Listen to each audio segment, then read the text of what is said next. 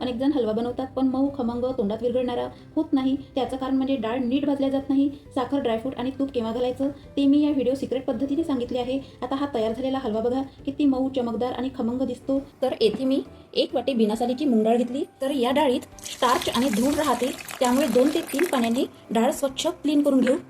आता पुन्हा या डाळीत पाणी घालून दुसऱ्या बाउलवर चाळणी ठेवून एक्स्ट्रा पाणी काढून घ्यायचे आहे। गॅस ऑन करून पॅनमध्ये डाळ घालायची आणि लगातार डाळीत चम्मच फिरवून डाळ कोरडी करून घेऊया। या डाळीला भिजून ठेवायची नाही। मी तुम्हाला इन्स्टंट हलवा सांगत आहे। हलवा बनवणे खूपच सोपे आहे। 5 मिनिटात आपली डाळ छान कोरडी झालेली आहे। आणखी थोडी तांबूस कलर येतपर्यंत डाळ आपण भाजून घेऊ। बघा डाळीला तांबूस कलर आलेला आहे।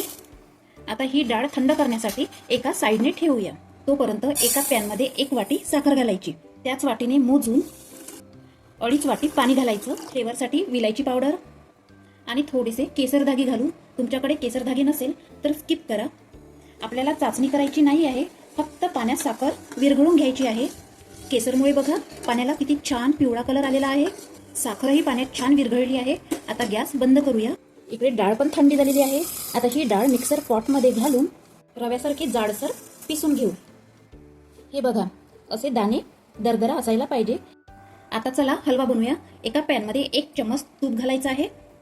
यात काही बदाम, काजू घालून फ्राय करून घ्यायचे आहे। हे बघा ड्रायफ्रूट फ्राय झालेले आहे। आता एका प्लेटमध्ये काढून घेऊ।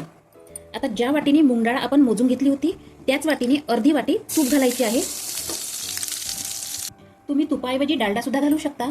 आता यात घालायचं आहे छोट्या चम्मचने मोजून 2 चम्मच रवा आणि छोट्या चम्मचने 2 चम्मच बेसन। मिक्स करायचं आहे। गॅसची फ्लेम मात्र मीडियम ठेवायची। रवा आणि बेसनाला अशी जाळी आली की लगेच पिसलेली मूग डाळ घालायची आणि गोल्डन कलर येतपर्यंत लगातार चम्मच यामध्ये फिरवत राहायचा। बघा कलरही चेंज झालेला आहे। आता जे साखरेचे पाणी आपण केले होते ते यामध्ये थोडे थोडे करून घालायचे आहे। मिक्स करून घेऊ। आता आपण पूर्णपणे पाणी घालू आणि मिक्स करून घेऊ। बघा तुम्हाला आता हलवा आपला पातळ दिसत आहे, पण जसजसा चम्मच फिरवत राहू तसा हलवा गाढा होईल। बघा 2 मिनिटात हलवा गाढा झालेला आहे। आता जोपर्यंत हलवा तूप अलग सोडत नाही तोपर्यंत यामध्ये चम्मच फिरवत राहायचा। यात फ्राय केलेले ड्रायफ्रूट घालूया। ड्रायफ्रूट मिक्स करायचे आहे। बघा हलव्याने तूप अलग सोडलेले आहे। आता आपला हलवा रेडी झालेला आहे। आता गॅस बंद करायची आहे। आता हलवा सर्विंग प्लेटमध्ये काढून घेऊ। तर बघा तोंडात टाकताच विरघळणारा हलवा झालेला आहे।